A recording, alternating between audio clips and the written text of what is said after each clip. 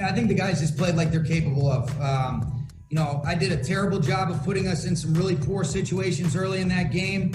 I make no excuses about it. Our guys ended up responding. We made some better adjustments, and the guys made the plays. I saw a lot of individual efforts that were outstanding. I saw a resilient group. I saw a team that stayed connected when you go down 28-3 against a really good football team, and they just kept battling. They kept swinging. I hate it for our guys that it ended up the way that it did and came down to some of the things that it came down to.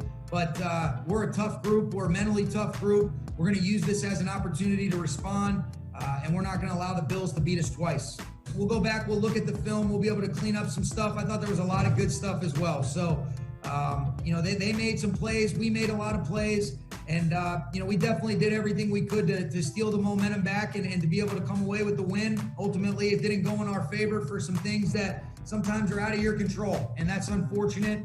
But we're going to continue to move forward, and I just can't wait to get back to work with this group. I love what this team's about. I think we can use this as a real opportunity to gain some strength and some momentum. And fortunately, these are things that if they occur early enough in the season and you're able to respond the right way, they can be great learning ops that don't cost you in the long run.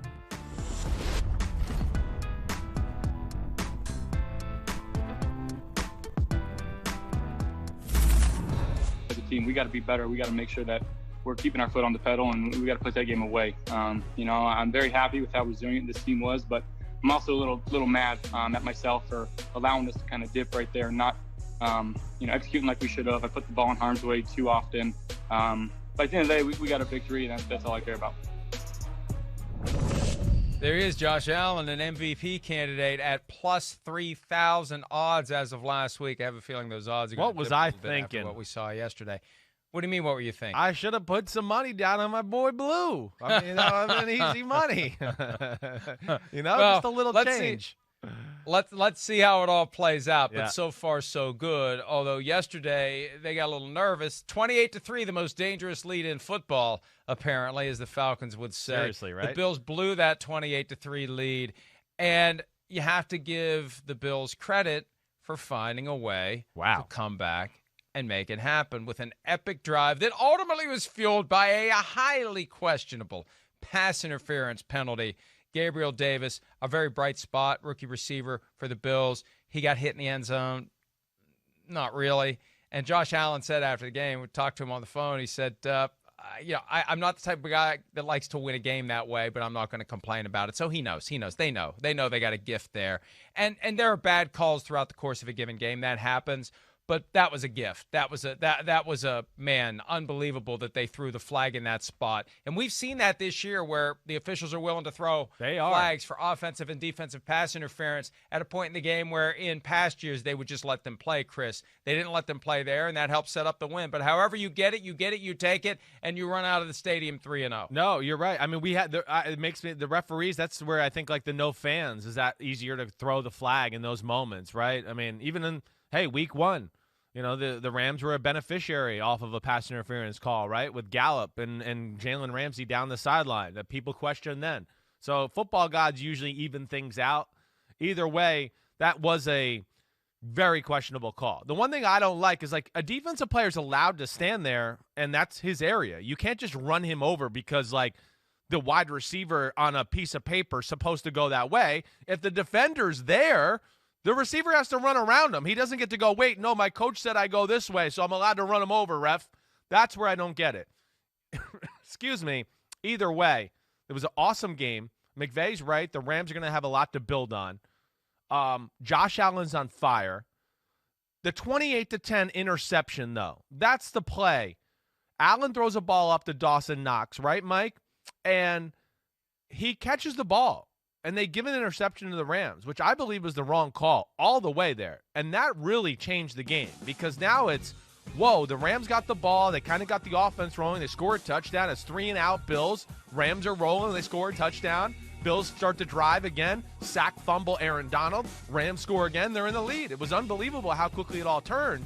But that play right there was the big play where, you talk about the referees. Yeah, they screwed the Rams over at the end of the game, but they screwed the Bills over on this play right here. I haven't heard one person say this wasn't a catch.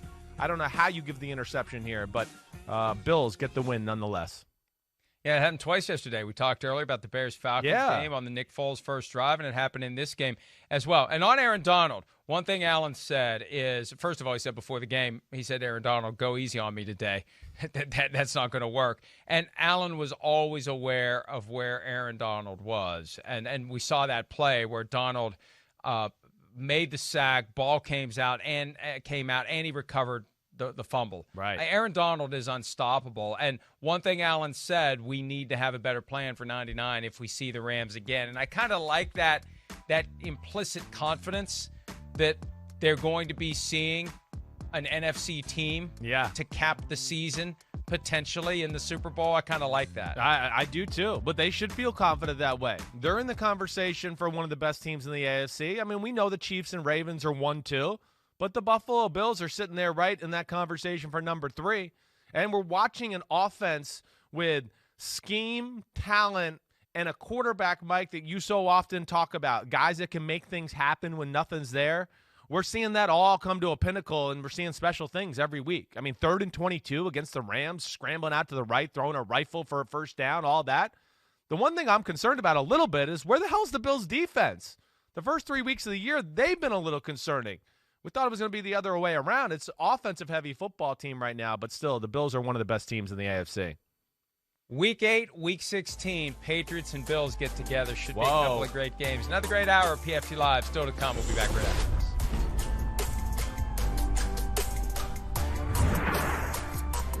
LA Rams, Buffalo Bills. The Bills, the dreaded 28-3 lead in this game, and then they blow it, but they come back, they win it. Josh Allen has a monster game, Tony. And we've seen this from the Bills almost every week. They come out on fire, they get a lead, they relax a little bit, their defense gives up some plays, and then they push the envelope again with Allen. He's playing great football and making big plays for them. They're going to be tough when they get a little consistency going. I want to focus on the Rams defense. To me, they just played entirely too much zone defense. When you're paying a guy $20+ million a year, Jalen Ramsey, he has to lock up. You have to lock him up as a coach with Stephon Diggs. I mean, he should be locked up on him the entire game, but just too many missed tackles, guys running free in the secondary. If I'm the Rams defensive coach, I'm just keeping it simple so these guys can play fast and they can be effective. But he threw a bad ball up into traffic. It shouldn't have been called an interception, but that turned the game around. He took a couple of sacks that he didn't need to take and got the field position messed up. But the one thing about him, he forgets about what happened and he pushes forward.